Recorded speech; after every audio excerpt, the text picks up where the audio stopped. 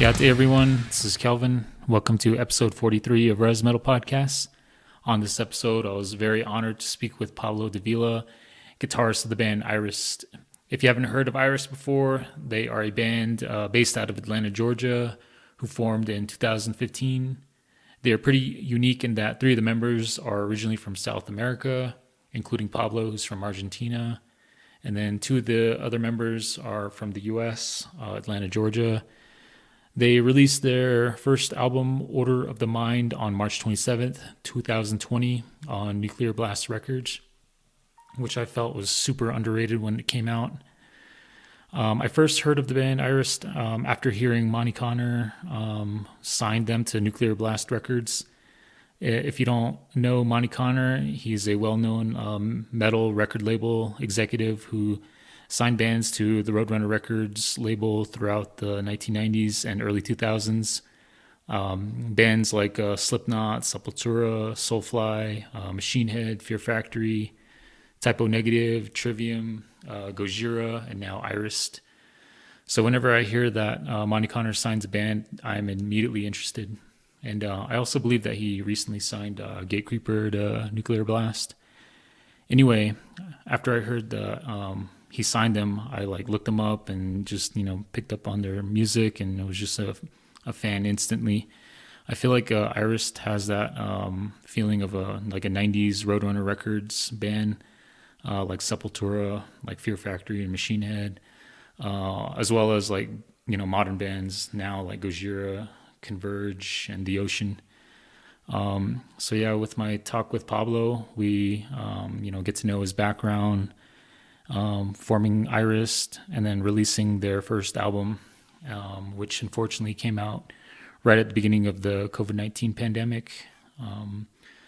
But yeah, I'm just completely surprised and honored to speak with Pablo, just because, when I first started this podcast, it was more for me to express myself and talk about, what I love, which is, heavy music. I didn't think I'd be able to be talking to, one of my new favorite bands. So I'm just, really surprised and honored. Anyway, I'm going to play a quick clip of the track Creation and then go right into my talk with Pablo. So check it out.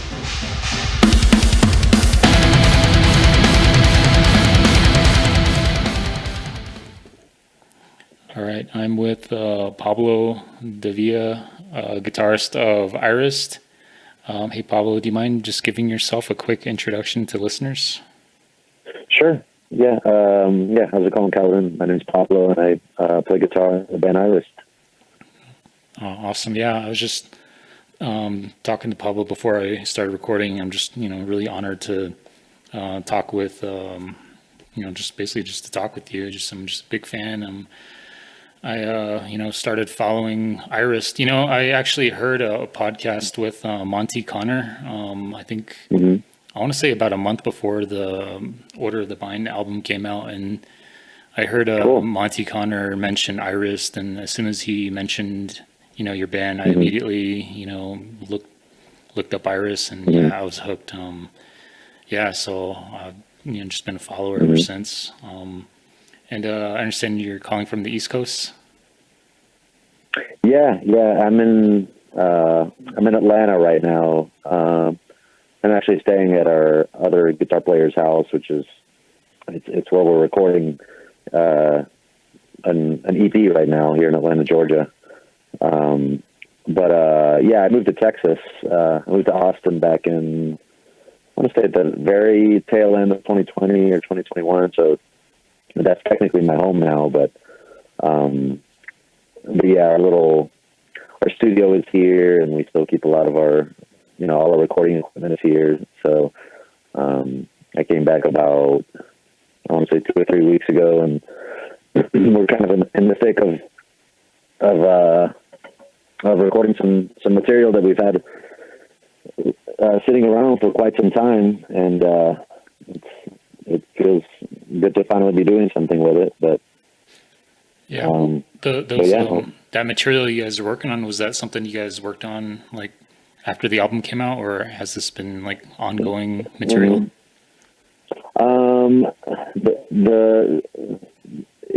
It was pretty much right after the album came out.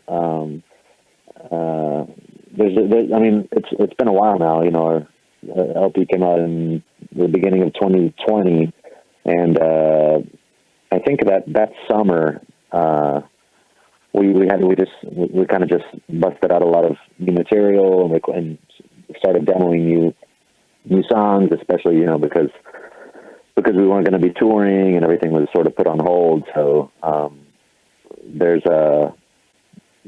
just a lot. There's a lot of new stuff, but the stuff that we're working on now was sort of, most of it I want to say was recorded as sort of like around the same time that we were coming up with a lot of the ideas that ended up on Order of the Mind. So it sort of it feels like it's part of that cycle. And then there's a bunch of other stuff it doesn't necessarily feel like it's related, that we'll kind of put off to the side, and we're kind of letting that marinate, and we'll see what we do with that in the future. But yeah. Awesome. Yeah, I can't wait to hear that. I just been revisiting the Order of the Mind album the last few weeks, and then I reached out to you. Cool. So again, thanks for letting me, do this quick interview. Yeah, man, it's a pleasure. Yeah, just kind of going back just as an intro,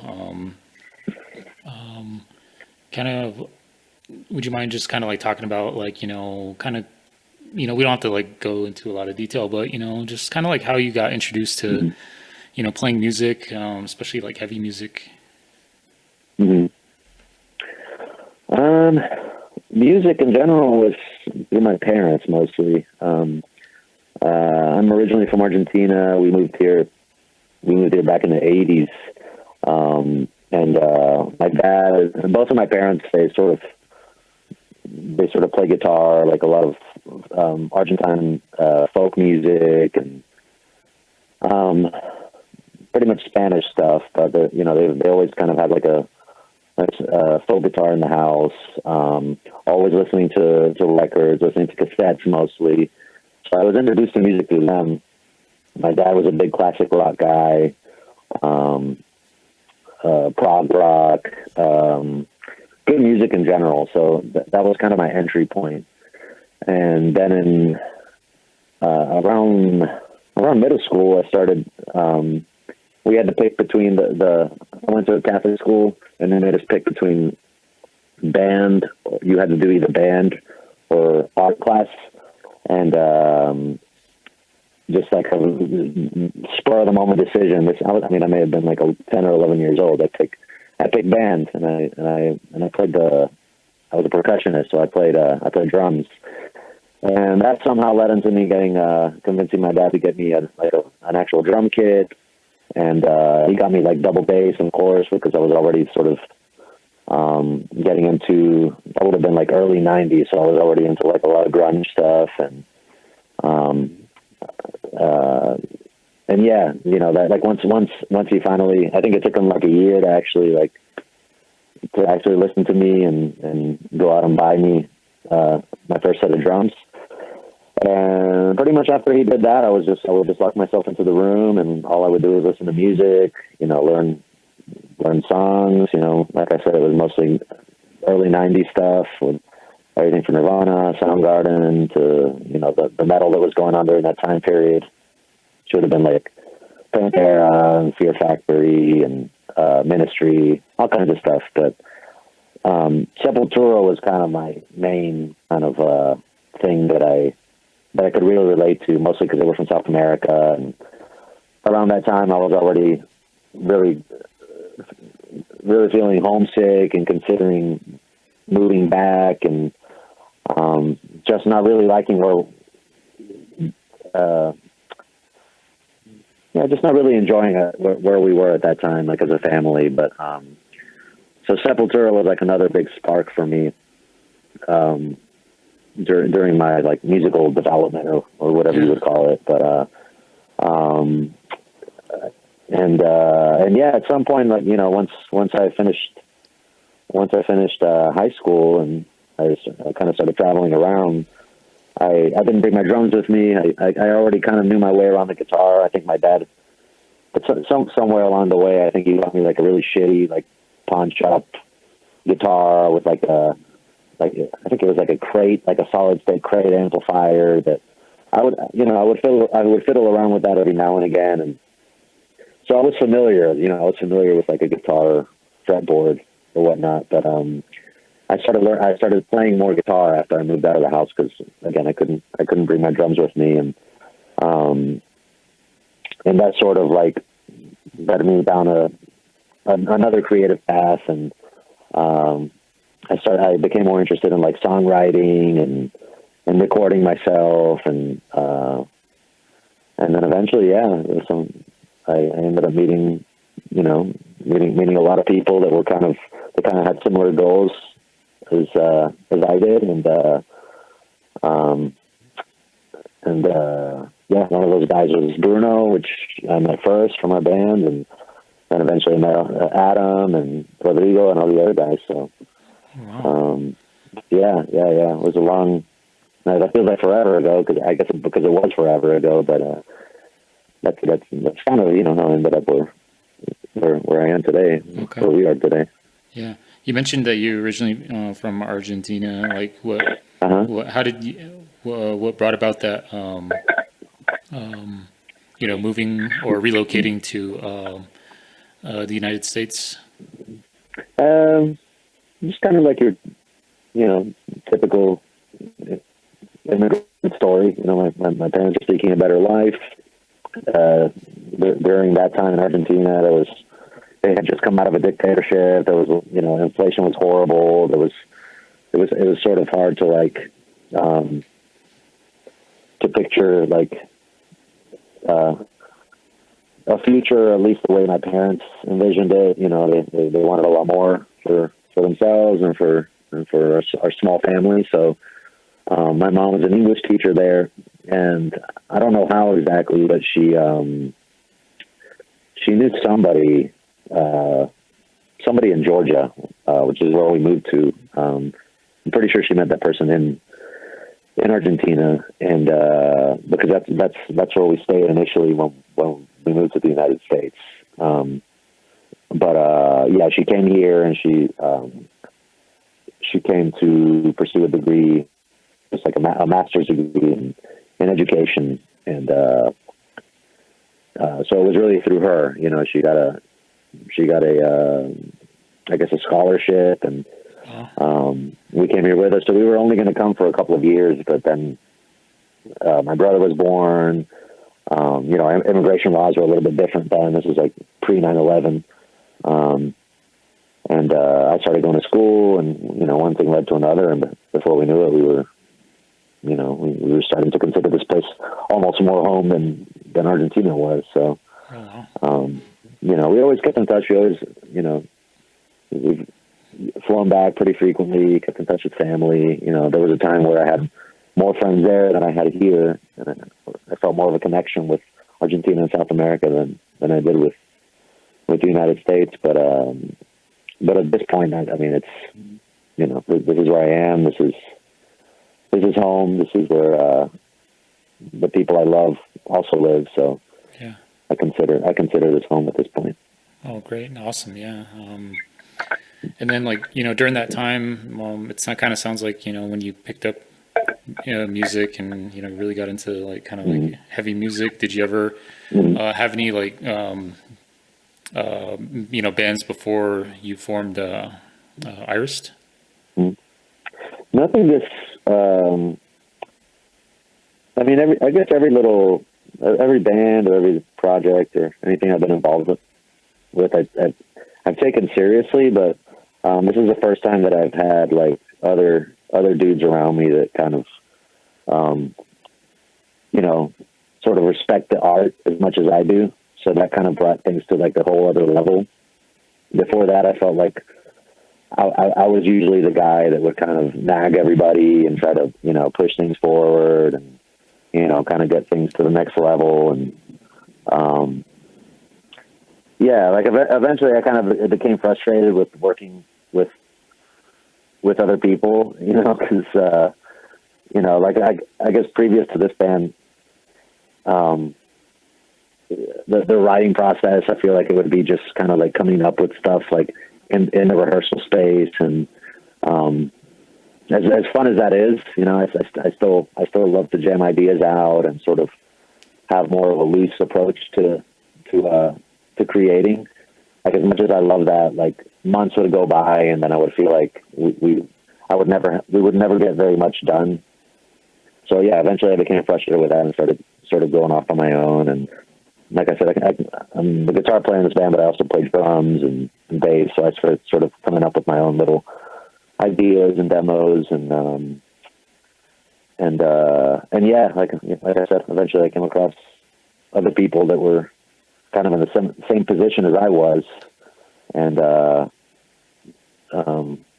that helped sort of take my own art and their art to like a more I don't know, like a more serious level, I guess you could say. Yeah.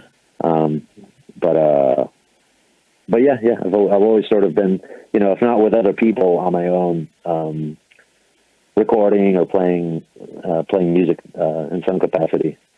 Oh, great. I had a bit of a drought there after high school. I think it was around that time. So I moved back to Argentina for a year, and I don't know. There were maybe like 4 years or so where I wasn't listening to, especially like heavy music, very much. It was a time where I was kind of reconnecting with South America, my roots, and I was really only listening to like instrumental music and like music from Argentina and South America, and yeah, somehow I don't remember everything that was going on during that time period, but I became sort of like estranged from heavy metal, and then when I kind of somehow ended up back on, you know, the path of heavy music, I went back and like sort of revisited a lot of bands and I don't know, trends and stuff that I missed out on, and I was like, man, this is what I love. Like, what the fuck happened, you know? Like, so it's almost like I caught a second wind or something. That's exactly the kind of music that I needed to be focusing on. Everything else that was going on in my life at the time sort of pointing in that direction, and I had the time and I had the motivation, and then, you know, I met all the rest of the guys. So things kind of lined up in a really cool way, and for sure. Especially, we started writing some of these songs, and you know, and ended up recording them and getting, you know, a lot of great opportunities, fortunately. Yeah, I was gonna say, I mean, this being like your first major like release, and for it to get picked up by Nuclear Blast, probably one of the best labels in, you know, worldwide. And then I was gonna say, like, you know, I picked up on Irist when I heard the, you know, Monte Conner. You know, I guess he's like a well-known like an A&R person, you know, who signs, you know, heavy bands. You know, he's signed like Slipknot, Sepultura, like Gojira, and now you guys. So like as soon as I kind of heard him drop your band's name, I was like just immediately drawn. How did that come about, where you got his attention, and then like the Nuclear Blast you know, deal? Well, we weren't really seeking anything out. This would sort of been, I think, around 2015, 2016, like, after all of us had met, or most of us anyways, we, like, our only focus was really just to, like I mentioned before, like all the dudes that were in this band at that time were sort of frustrated with, you know, having been involved in bands or in projects where, we just felt like they were wasting time and that nothing was actually getting done. So they were all kind of like, you know, the nag or the guy that pushes, you know, in whatever projects they were involved in. Like, same for me. So the only focus when we all met was to just write like really good songs, or songs that we were, you know, we were okay with putting out, and we could be proud of, you know. for the rest of our lives, So we set the bar pretty high. We're like, let's just get together, 3 or 4 tracks that let's spend as much time as we need to. We'll fund it ourselves, send it for somebody to mix that we're genuine fans of, and that'll be our only goal. And yes, once that's done, then we can worry about shows or touring or what have you. That was really the primary goal. So that's what we did. We recorded, I think 4 or 5 tracks here in Georgia. We engineered some of it ourselves, and then one of our friends in South Georgia, Lee Dias, he engineered most of it, and then we came and we did some here at Adam's house, which is where I am now, or the guitar player's house. And we sent it so we did all the tracking, and then we sent everything for Matt Bayless to mix. So Matt Bayless is in Seattle. He's this producer, engineer who did a lot of bands that we love. He's done stuff for Russian Circles, Mastodon, like Ken Mode, Minus the Bear. I don't know if he's still a member of Minus the Bear, but he was at one point. Well, it's just a lot of great bands, and especially where we were at that time, creatively, it was like, it just made sense. So, we reached out to him. He agreed to mix the songs. And I think right after he finished mixing, he asked if it was okay if he shared his EP with a couple of labels. And I mean, that already was like flattering to us. We're like a big fan of his and everything he's been involved with. So we were like, oh, fuck yeah, let's share it with anybody you want. So it turns out that one of those people that he was sharing it with was Monte Conner.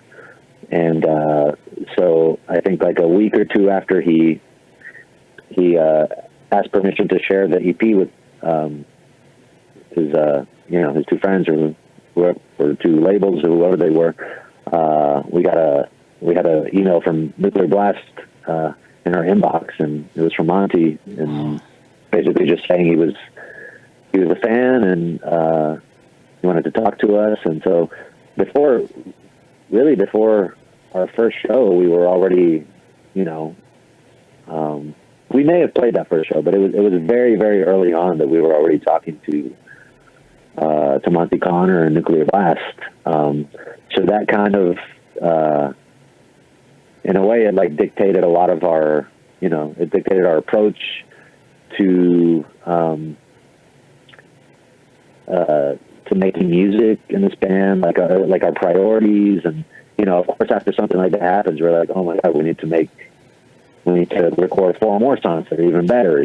So yeah, we started playing shows after that because we finished recording the EP, but writing newer and better material was like, if it was already like priority from the get-go, it was like, it was even more of a priority at that point, because we knew that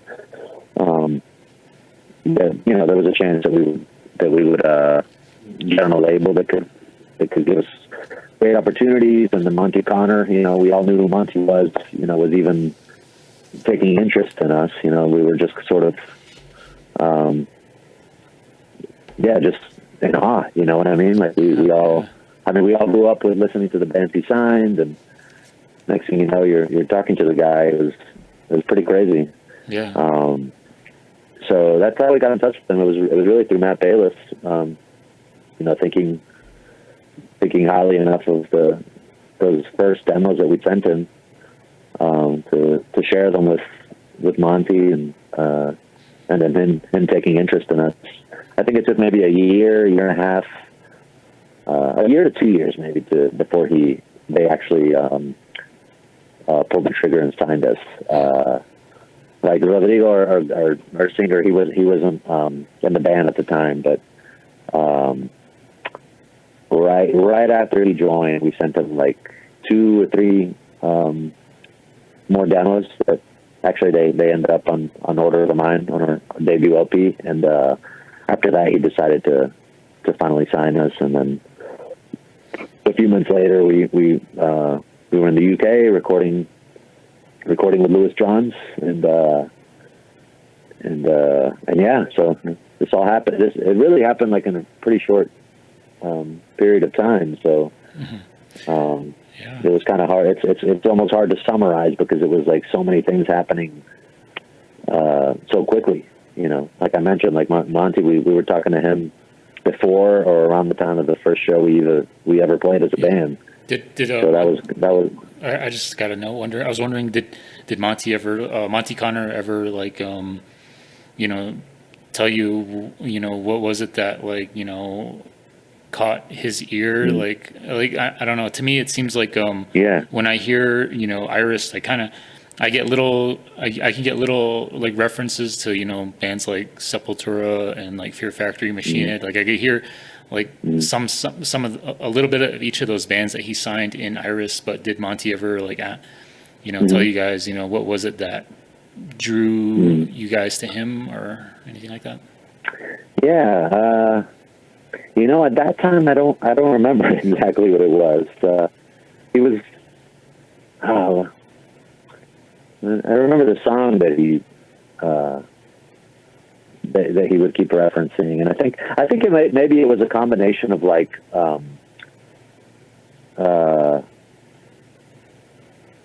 I mean, I'm trying not to use words that are too cliche, but it was like a combination of like heaviness and noise and chaos with a sense of melody and songwriting, so it was, especially at that time, like, and yeah, I don't remember exactly what he said, but I remember something maybe to that effect. Okay. Yeah, it was just, it was, yeah, he liked the fact that we were, and when we still are, like, we were focused on actually, like writing songs, but I don't know that he mentioned any other bands. When he found out that most of us were from South America, of course, he started telling us all the stories about like having signed Sepultura, and of course we had a lot of questions for him since he's he's like signed every band that we grew up listening to, basically. Yeah. But I think that's what got his attention. It was the heaviness, but also, making an attempt of writing songs and memorable parts and hooks and that kind of thing. So yeah, it was really cool. I mean, for us, it was just a trip to have the guy even turn his head towards us. Like I thought it was like a spam or something when I first saw it in our email. Yeah, but, no, it's an amazing album. Yeah. Like I said, I mean, it's almost hard to imagine. It's almost 2 years now, but I was like revisiting it the last few weeks, and like it flows really well. I mean, some of my favorite songs, Burning Sage, Severed, Creation, Dead Prayers, those 4 in a row just flow right into one another. And I think Harvester is my favorite, but cool, each song is memorable. Like I don't think like none of the songs, they all stand out in their own way. And I know like a lot of like there's a couple songs where there's like rhythms that are they could almost be like I guess you could say like almost like a tribal like rhythm. I think Creation like has a lot of the rhythm sections like that, which it's I was gonna say, I don't know if you heard the Gojira album last year, the Fortitude. I did. There was a Gojira track that like I was like kind of wondering. I wonder if Gojira like got that idea off of Irist. I doubt it. Yeah. I doubt it. But yeah, what was the track? I'm gonna play it on my phone. Let me see if you can hear it. Cool. Yeah. Into the Storm. So Into the Storm and Creation kind of have a similar like intro. Let me just play a little clip off my phone. Yeah. I'm trying to can you hear that? Let's hear. Yes. So this is Gojira Into the Storm. So kind of like how the drums kind of fade into the track, and then like the rhythm, the guitar rhythm that starts the song. Oh. like that. So that's Gojira Into the Storm. That's wild. Yeah. And then, Funny. like if I play, let me pull up Creation really quick here. Sorry, I'm just messing with my phone here. Yeah, that's one with like the really trippy drum part. And then here's Creation. So you see how the drums kind of fade into into the song. And then that guitar rhythm right there. Yeah. So Yeah. I know that's just me. Yeah, that always happens. You know, there's always, you know, and that's part of the fun in music. You know, you're drawing lines between different bands and different songs and stuff. But actually, that drum part for Creation. So I had a really shitty version of it. Like I wrote the original drumming pattern for it. Sort of like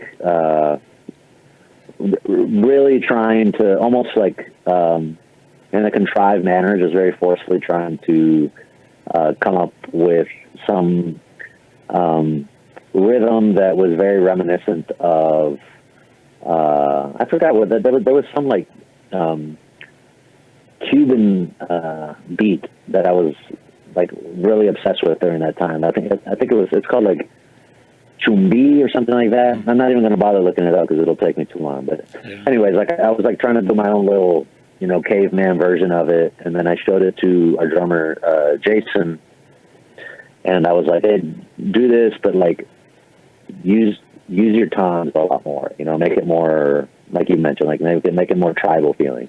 And literally, like the first thing he started playing, like just by me telling him that, was like the foundation to what would become that song, become Creation. And he thought it was he was almost like hesitating whether we should even commit to it because there was like no thought put into it. It was like the first thing he did, and I was like, dude, just play it, let's record it, and then let's just fucking loop it, you know. So that was kind of how it started. Like I had like a version that I'm like be like embarrassed to show, just like it was super shitty. And then Jason reinterpreted it, and that was sort of like, like I said, it was a foundation, and I had some other parts that I recorded at my house during that time, and that one took a really long time because there were a lot of riffs and different sections of the song that like when we started writing it, they just felt very like mismatched, and I don't remember how many months we spent on it, but it was long enough that we hated it by the time we were done, and we had to sort of put it off to the side, and because we were to the point where we were going to like delete everything, you know, and I think we came back to it like a few weeks later, and we were like, okay, this is pretty cool, and you know, polished it up a little bit more, and but no, it's funny. It's funny how that happens. I know. Unfortunately, it came out like just as the COVID-19 pandemic like hit the fan. What did you guys have any like tours like to promote that album for that year? We did. I mean, one of them has gotten pushed back. I don't even know how many times now. Like we're supposed to go. I think it's between September and October. We're supposed to be on tour with Paul Bear and Elder in UK and Europe, and that I think we've been pushing that back since maybe the tail end of 2020. It got pushed back to 2021, and then pushed back again. I don't know. It's 3 or 4 times it's gotten pushed back. So we had plans like a album release show here in Atlanta.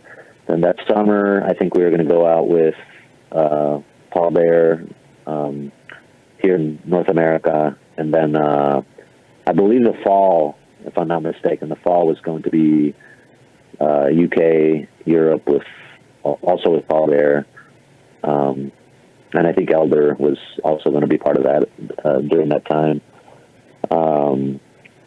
So we had, and then there were some other plans for the spring. Like we basically had like the next year planned out in terms of touring, and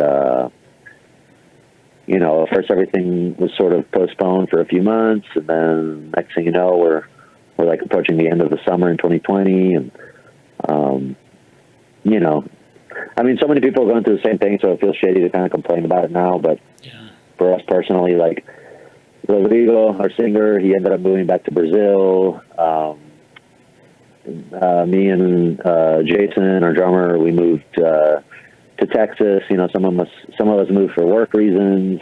Some of us moved just because we're fucking, you know, going out of our minds just being here and not having anything going on. Yeah, so we had a lot planned, and we'd taken maybe, I don't know, maybe a year and a half or so before that to sort of to record the album and make plans and figure out our personal lives and our relationships and stuff. So there was a lot of planning that went into it. We still feel like incredibly lucky, very fortunate to have even gotten the chance to have like the experiences that we did have, you know, like everything from, like we were talking about before, you know, getting on Monte Conner's radar, getting on Nuclear Blast, going to Europe to record, like, you know, everything that and everything in between was great. But so like I'd say, like the couple of years before 2020 felt like this foot race that sort of just ended abruptly in March of 2020, and then it's been kind of a part of that's been like a waiting period. At some point, I started writing new material that some of that we're working on now. But I don't know, man. There's just been a lot that's happened. And now it's nice because we're actually able to. We're recording some of it, and it seems like things are. I don't want to jinx anything, but it seems like things are slowly, at least with touring, it's starting to come back a little bit. You know, of course, we had the same thing happen last year, and then we got like another fucking variant or whatever. But hopefully this time we get a little luckier and shit can actually happen. But yeah, the only official thing that we have booked right now is going to be UK, Europe in September. So okay, that's with the pallbearer and elder. That's with pallbearer and elder. Okay. Yeah, exactly. And we're just kind of watching everybody else, you know, and hoping that shit continues to stay open, and that you can. You know, I think we've sort of been watching other bands where like they'll go on tour and somebody will test positive for COVID, and then like 3 or 4 dates in, they've got to cancel, they got to go back home, then they'll reschedule. I don't know, like with us being so far apart at this point, and it taking so much planning just to get us all together. We need to be, we need to be fairly sure that we're going to be able to pull off a long tour, you know. Yeah. Because right now, if it's for like, you know, if it was just for one show, you know, we would have to find, you know, there's so much has to go into it, you know, as far as like travel for all of us, that it's hard to justify. So, I don't know. In general, it just takes a lot more planning right now for us to get together. And, you know, if we're going to consider like a long tour, we want to at least make sure that, you know, there's a good chance we're going to be able to finish it. You know, we're not going to be having to, you know, like in this case, like let's say, you know, flying to Europe and then, you know, 4 dates in, we have to cancel because of whatever reason. Somebody tests positive for COVID, or they change the regulations for the travel regulations to get into X, Y, or Z country. So, you know, in a way, we're just kind of letting everything sort itself out, and so hopefully by the time we start touring towards the end of the year, everything's kind of a little more stable. Yeah. That's what we're hoping anyways. Yeah, for sure. And then on top of that, you know, Irist being I guess a somewhat new band to, I mean, it's kind of like the risk and reward is, like, Yeah. yeah, especially being a new band. I feel like, the reward, you may Hmm. not bring back a lot of Yeah. like, money, Hmm. if you're gonna be Oh like no, man, the main no. or the like the opener. So Yeah. Yeah, yeah. No, I mean that's never been something we've been able to count on, like up until today. We're still doing all this shit just because we love it. yeah, Like right now, like I mentioned a couple of times, I'm at Adam's house, but also Rodrigo's here. He flew here from Brazil. He's working remotely from his laptop, so uh, we're happy to work and bust our asses working so that we can make money and invest that money into this band. And we're still doing it for the same reason that we did when all this started, even before then.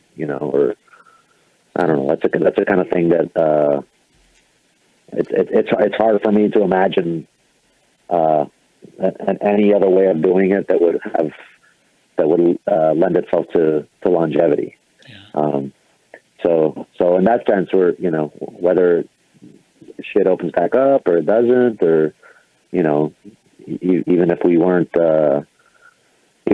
signed, if Monte Conner hadn't come our way, we'd be doing the exact same thing.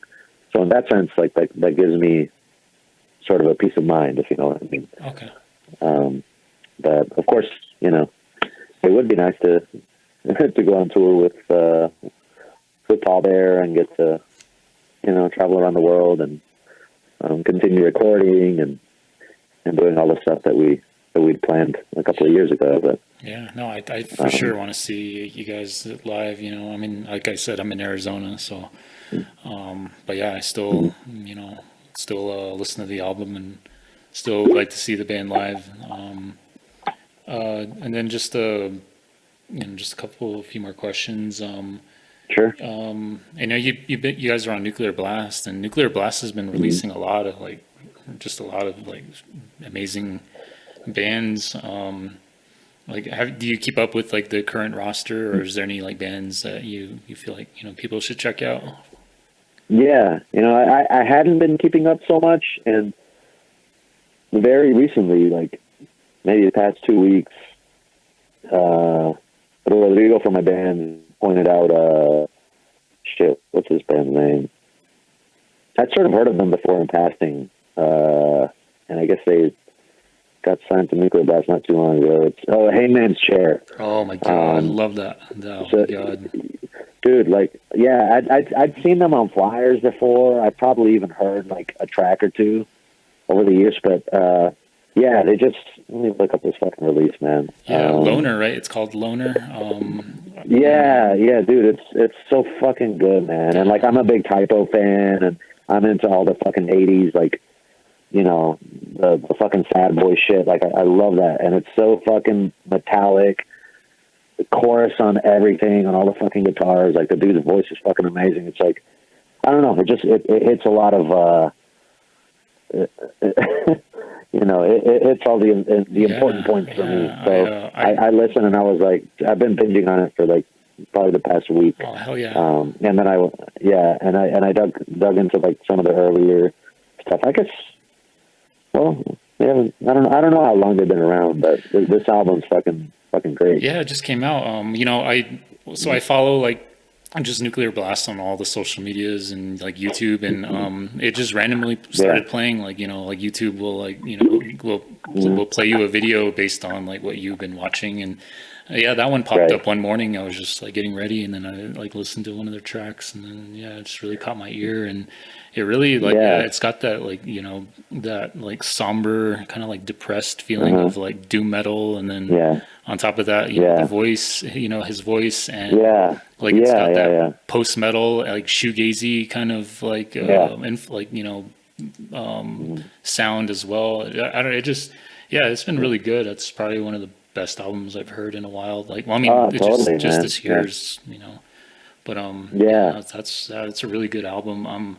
Some of the other stuff I noticed Nuclear Blast put out. There's this band from France called Celeste.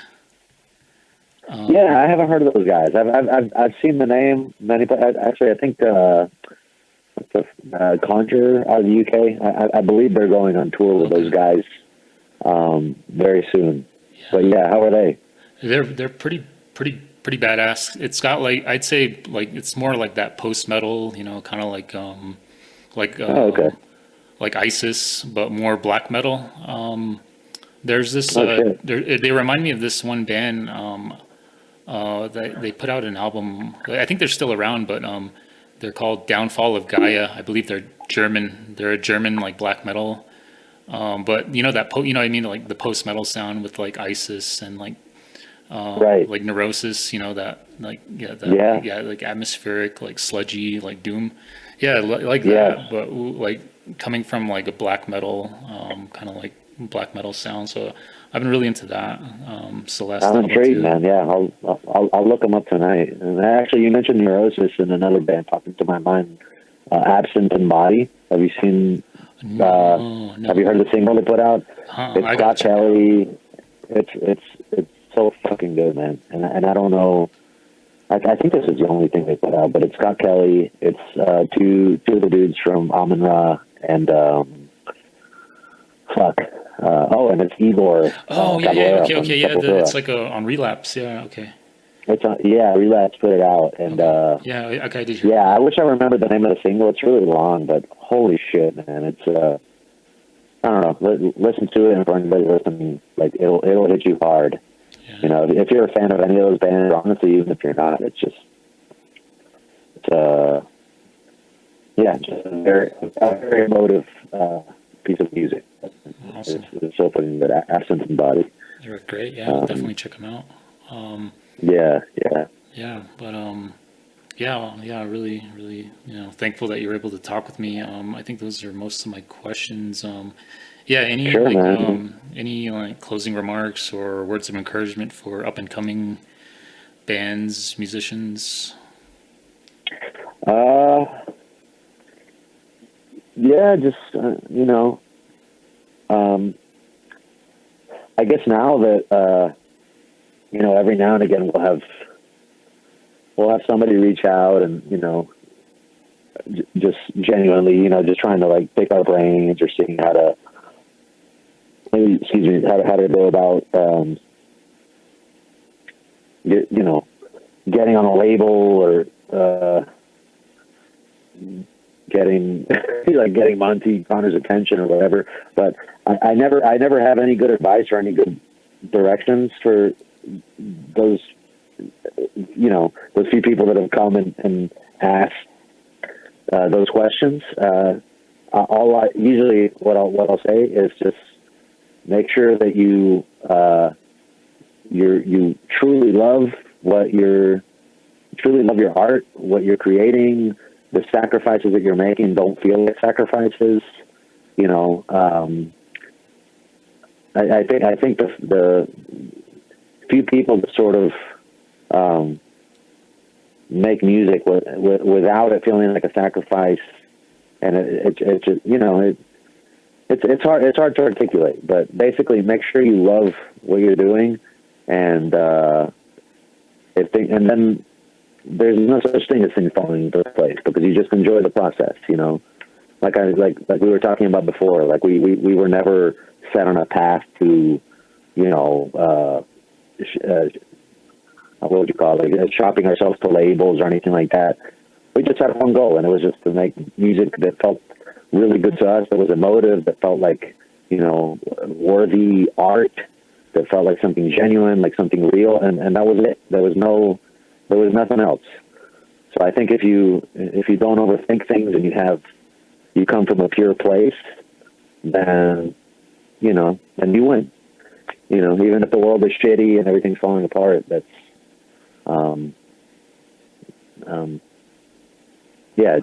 just having that, you know, if you're able to find that, whether it's on your own or finding other people, then you have more than most. You know, I still work my day job in Texas. You know, I work in a hospital. I'm a nurse, and I can tell you for a fact most people don't have.